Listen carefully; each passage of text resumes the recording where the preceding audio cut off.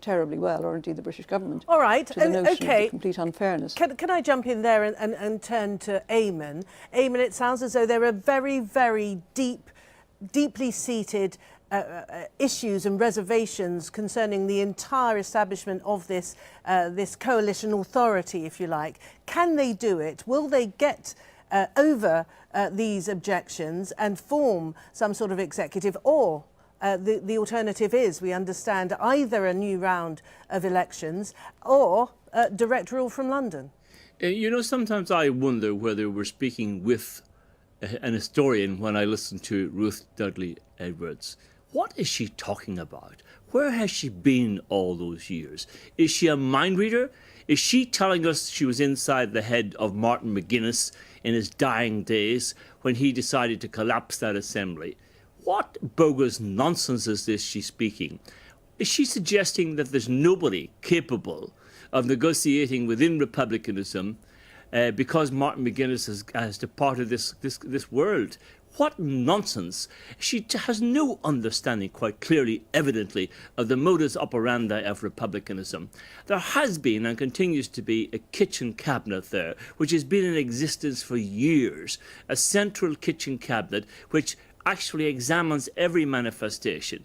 Now, I make no apologies whatsoever, and I have been critical of the modus operandi of the IRA and the killings and the abuse at the hands of the IRA for decades and decades. But there's a basic misunderstanding here. Martin McGuinness concluded that this was not a functional executive, that the aspects of the Good Friday Agreement had not been implemented, were not being implemented. And I talk with the Democratic Unionist Party every day. I'm not a satellite journalist. I live in Belfast. And I know the mind of the Democratic Unionist Party because I engage them, I talk with them, I have a discourse with them on an ongoing basis. I know precisely where that party stands on Irish language. Okay, are they going to do it then, Eamonn? Are they going to do it? Are they going to resolve their differences? No? Not in the short term. Yes, differences will be resolved in the longer term. This is an ongoing process. We've had the same difficulties down the years on so many other aspects of the Northern Ireland problem. Take policing, for example. We had the Nigel Dodds and these guys hollering and shouting and saying there would be no devolution of policing, it would never happen, all this type of thing. And at the end of the day, policing is under the control and the watchful eye of a policing board with representatives of all the political parties and independent appointees. Now, the same with the Irish language. The bottom line is, when it comes to the Irish language, there are two divisions within the Democratic Unionist Party.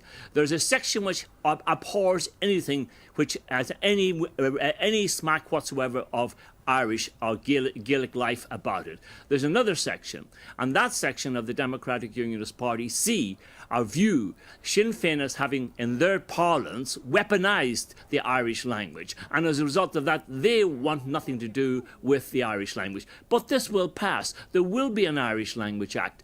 In fact, Ruth may not know, but in the current construct as put on the table and presented by the Democratic Unionist Party, they created an environment in which they are tilting and at the existence and the acknowledgement of the Irish language, appointing an Irish language commissioner along with an Ulster Scots commissioner. All right, Eamonn, and that is stage one. Eamonn, can I just ask you this? How had they managed to coexist before and now seemingly not able to get over these problems that you're so comprehensively outlining? I mean, what